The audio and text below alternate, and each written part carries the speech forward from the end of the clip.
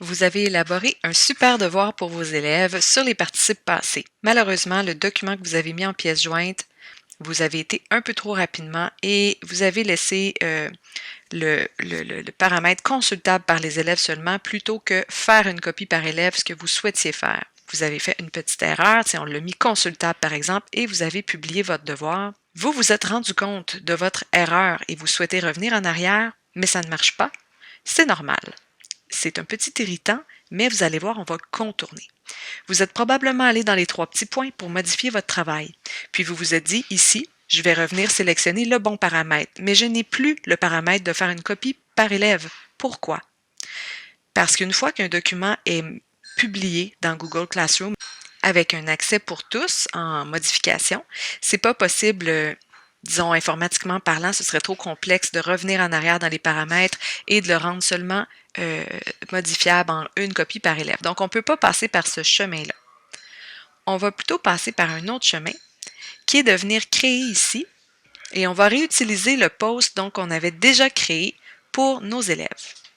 Alors, en cliquant sur réutiliser le post, je peux maintenant retrouver dans mes publications sur Classroom le travail individuel que j'avais préalablement créé.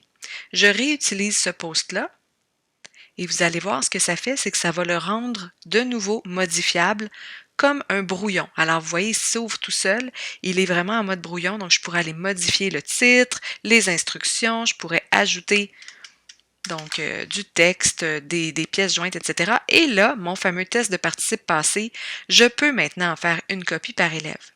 Bien sûr, c'est ce que je vais faire, puis je vais quand même identifier ici version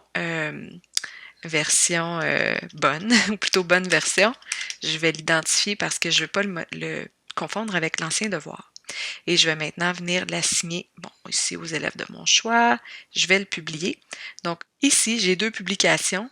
Là, vous voyez, mon titre était trop long, ça ne me permet pas de les différencier. Toutefois, je sais que la date de publication la plus récente, c'est mon bon travail. Je vais vérifier si c'est bien celui-là. Voilà, je vais afficher mon devoir pour bien voir mes instructions. Bonne version, parfait. Donc, si je reviens dans mes travaux devoirs, celui-là, c'est le bon. Alors, l'autre, je vais le supprimer tout simplement. Vous aviez également une autre option.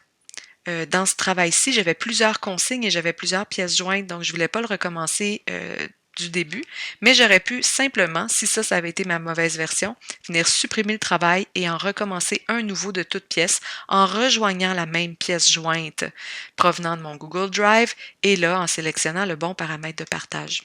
En espérant le tout utile.